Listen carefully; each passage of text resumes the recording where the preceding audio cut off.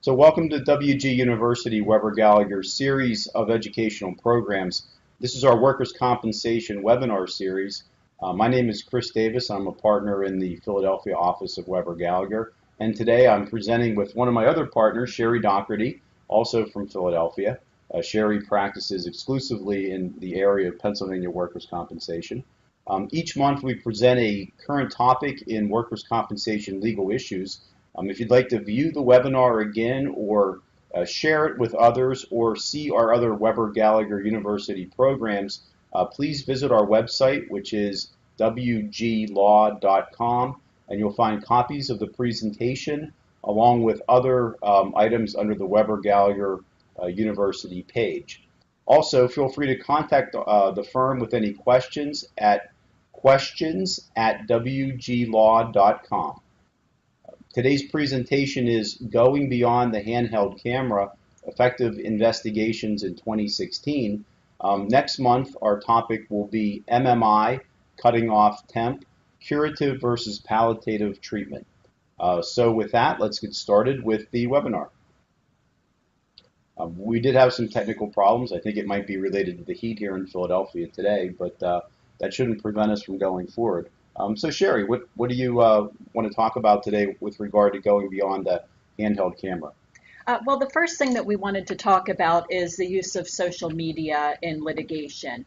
As you know, many people are using social media today, including things like Google+, Facebook, Twitter, Instagram, and MySpace.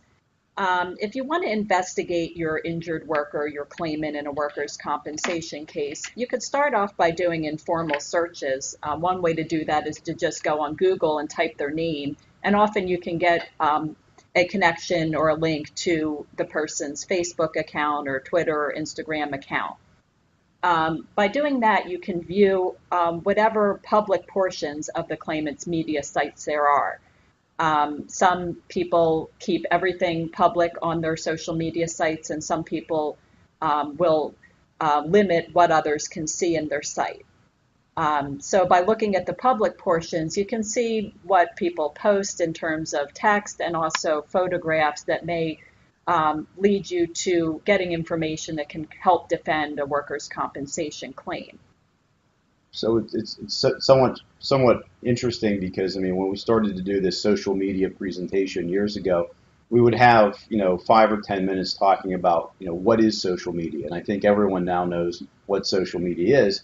And we also spend time talking about what is Facebook and Twitter and Instagram. And the Facebook usage, I think the current statistics are like 95% of online users currently use Facebook. So Facebook is very well known now. Twitter is well known, and Instagram probably less well known, but also used a lot. And we're seeing it more and more in the workers' comp context because of the rise of smartphones. 10 years ago, we used to have a phone that was just a cell phone. Now we have smartphones where we have these mobile apps, and you have Facebook and Twitter and Instagram where people are checking in from all over the place with video and text, and it becomes a very useful tool when we're trying to defend workers' compensation cases.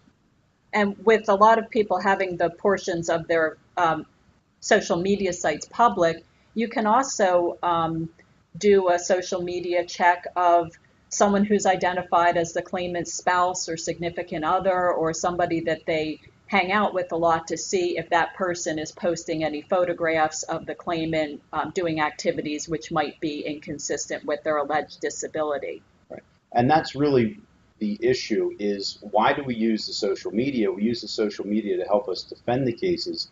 How do we defend the cases? We try to show that the claimant either didn't suffer the work-related injury as alleged, or that the claimant's credibility is such that his ongoing complaints of disability should not be deemed credible by the workers' comp judge. So if you find something in the public portions of your claimant's social media sites, the issue then becomes, do you want to try to obtain any private portions of the sites? And if so, how do you get that information? In the context of a workers' compensation claim, what you would do would you requests the workers' compensation judge to issue a subpoena to obtain the private portion of the claimant's social media sites. And in order to do that, most likely, if you don't have anything to go on, your opponent is going to object to your subpoena. So what you need to do is you need to provide the judge with credible information to show that there is content on the public portion of the site that would lead you to believe that there would be some material relevant information in the private part of the site. And that would need to be done to overcome any expectation of privacy that the claimant might have in information that they're putting in the private portions of their social media sites. So we'll get into that when we talk about one of the later slides, which is how to get social media evidence into evidence. One of the things I think to keep in mind at this point is to remember that the claimant does have an expectation of privacy in their workers' compensation case. However, the courts have held that because they're making a claim for a bodily injury, that they actually have a decreased expectation of privacy versus some other person in the general public. So that's important. It plays into some of the court cases that Sherry will talk about, and also how to get this evidence in. So that's sort of the general intro on social media. One of the things that we wanted to talk about was considering the use of private investigators as part of going beyond traditional investigation of claims through surveillance. We find that this can be a very cost-effective method of investigating the claim. The private investigator can be retained to do background checks and also internet searches to locate and identify the claimant, the claimant's family members, etc. Some of the private investigators that we have now, investigators can be very helpful to locate and interview witnesses. And I had a case where we retained a private investigator, and they went out, and it was a situation where the claimant was working as a maid, and she would go to different people's houses, and she claimed that she had an injury to her back using a vacuum cleaner. And what we initially thought was it was going to be a vacuum cleaner, like a traditional vacuum cleaner. And through the private investigator, they were able to go out and interview the witnesses, including the home that they were at. And it turned out that the vacuum cleaner was actually a vacuum backpack. And when the claimant testified, she really kind of misrepresented her physical duties. And it had a lot to do with undermining her credibility.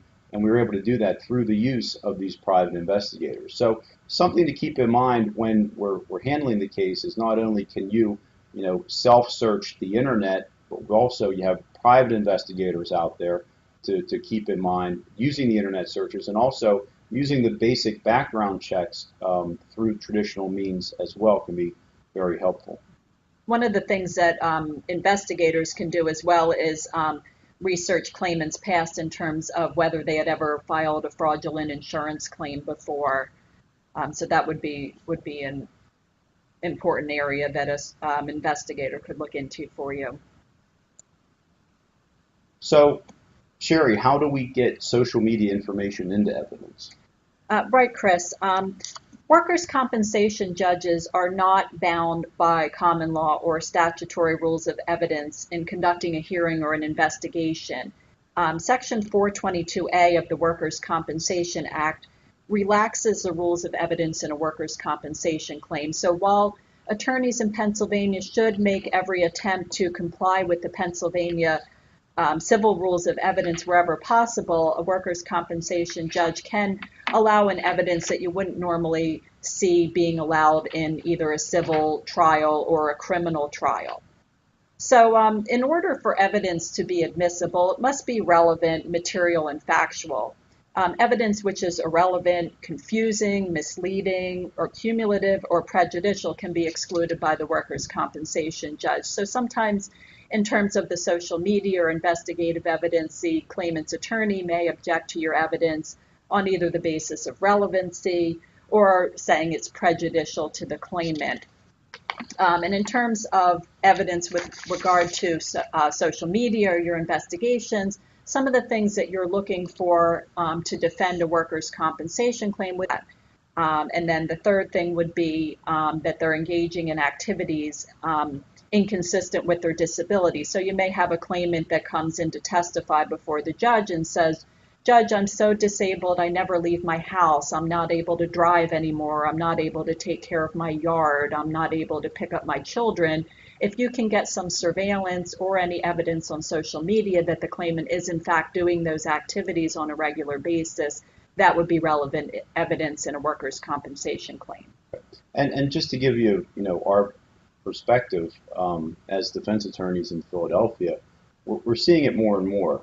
If 5 years ago, maybe 2 of my cases out of 10 involved social media situations, now it's probably half to 75% have some aspect of social media information that can be relevant in the case, either through the Facebook or either through Twitter or either through Instagram. Those seem to be the big three, with Facebook being number one. Most of the people that we deal with do not check their privacy settings. Their Facebook page tends to be wide open. Also, what's interesting is that a lot of their friends will have wide open pages as well. So it becomes relatively easy to check and see what exactly they're up to. I just recently had a case where the claimant posted that the claim is that he could not go back to work in the context of a labor market survey, that he was totally disabled. And through Facebook, we were able to determine that within the 3-month period where the vocational expert looked at available jobs, our claimant drove from the Philadelphia area to Alaska, where he stayed for 3 or 4 weeks on his motorcycle. And he was also a member of various motorcycle clubs. And he also then went down after that to North Carolina, where he went to several state parks, including one state park where you had to climb like over 75 steps to get to the top of the park. So it was really relevant, and we wanted to get it in to show that he was engaged in activity inconsistent with what he was portraying to the workers' compensation judge.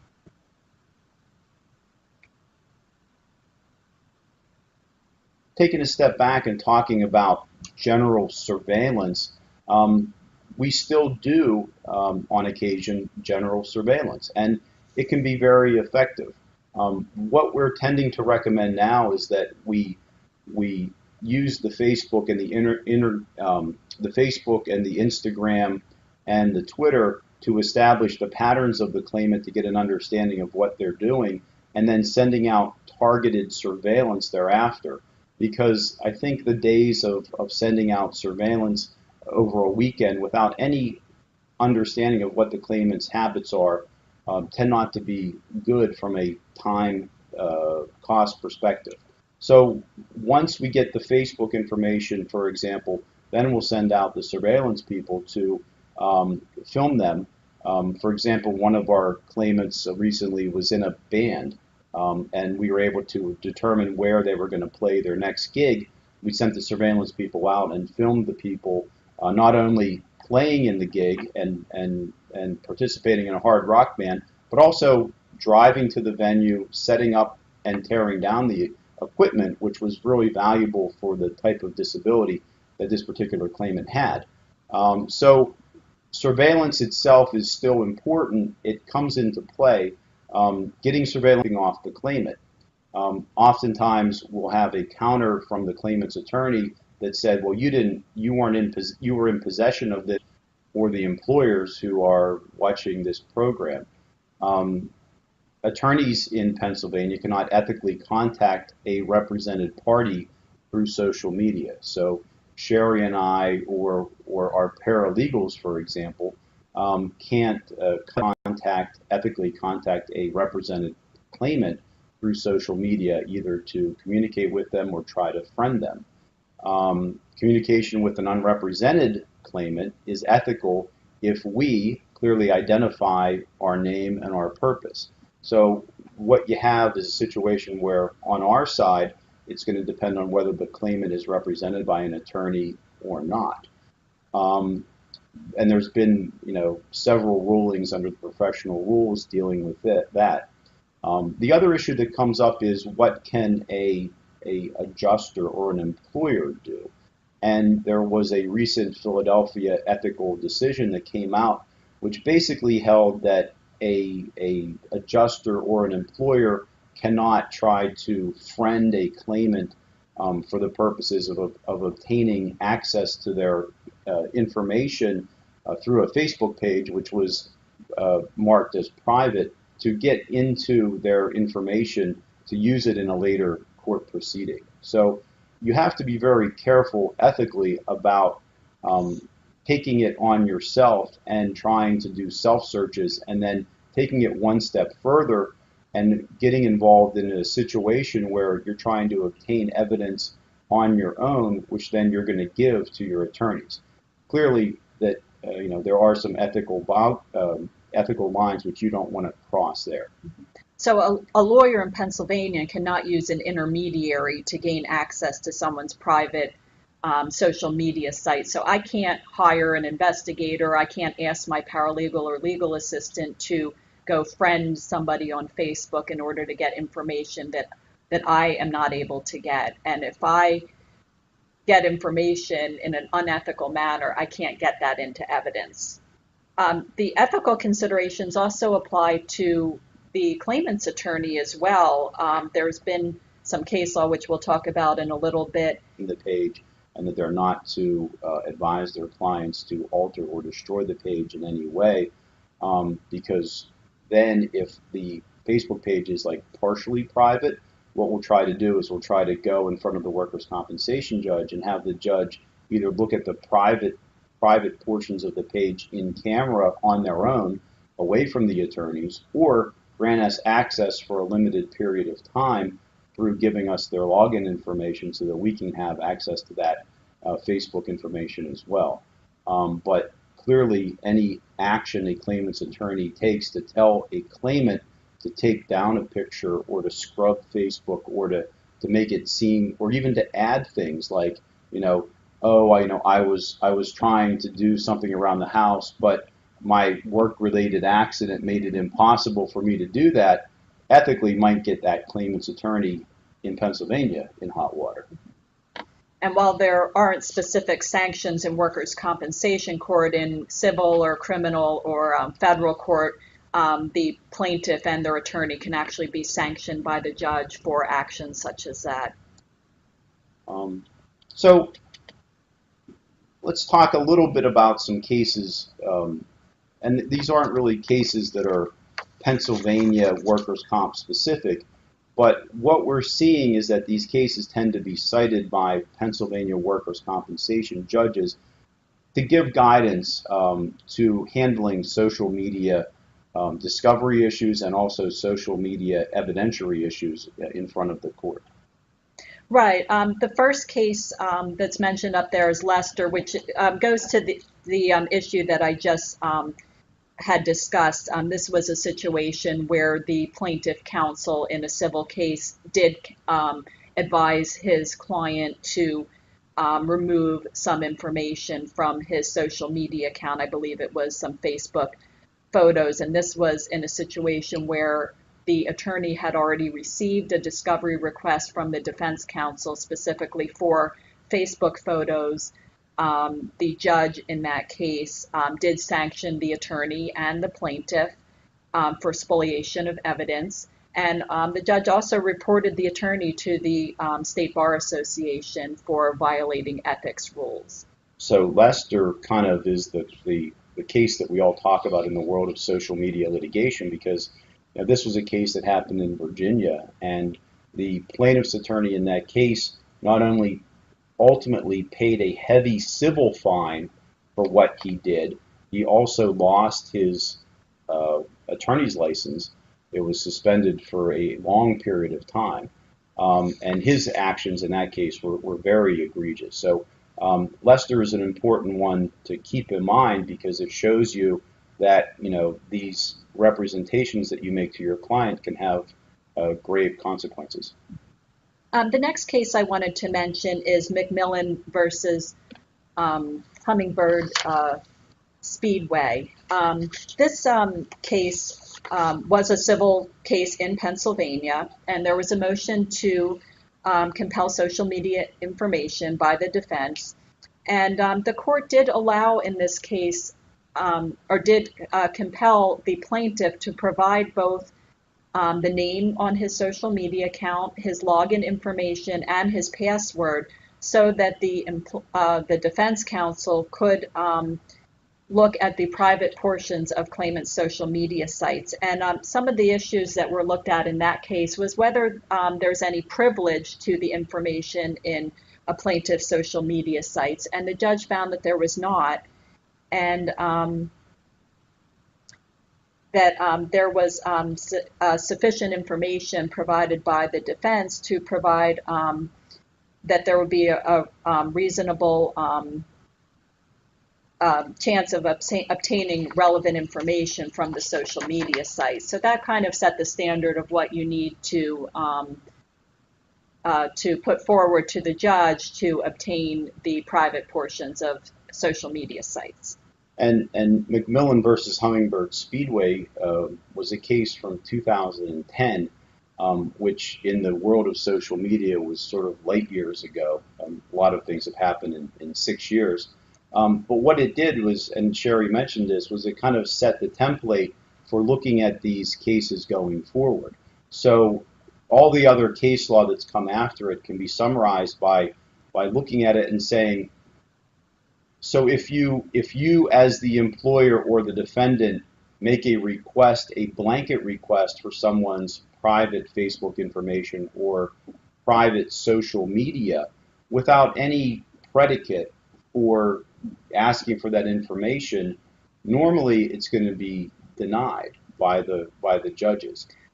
You have to have some kind of predicate to get you into a situation where the request is deemed reasonable. Right. There were a couple of cases where the request for private social media information was denied by the judges, and both Pennsylvania cases. There was one called Ark versus Fields where the judge denied access to a plaintiff's possible social media sites where there was no information viewed in the public portions to lead the defendant to believe that there would be something reasonable, something relevant in the private portions. And I think the court, has always, the courts have always struggled with this expectation of privacy. And, privacy concerns are really important in workers' compensation cases. There was a case that involved a traditional surveillance situation where they sent the surveillance people out and the claimant was surveilled through the window of a mosque praying. And while he was praying, he was doing physical activities which were inconsistent with what he was presenting to the worker, to the employer in that case. And ultimately, the court determined that that was okay because there was a decreased expectation of privacy, even though the claimant was in a house of worship and in a private property because of the window. And I think that, when you look at these cases, they all come down to this expectation of privacy. And clearly, if it's public, it's fair game. If it's private, it might be off limits to adjusters and employers and defense attorneys. But maybe perhaps through the use of a private investigator, we can get that predicate information available to us to get us into the privacy portion of the Facebook accounts. That's what we wanted to talk about today. We wanted to give you sort of a brief overview about social media and also traditional surveillance. We have some other things coming up, and I will tell you about it in a second. So thank you for attending our webinar, Going Beyond the Handheld Camera Effective Investigations in 2016. Our next program is going to be August 16th from our New Jersey office, entitled MMI Cutting Off Temp, Curative versus Palliative Treatment, the Timely VT. Our attorneys will review what defines curative versus palliative treatment as well as what the next step is once the claimant is at MMI, which, thank you. Thank you.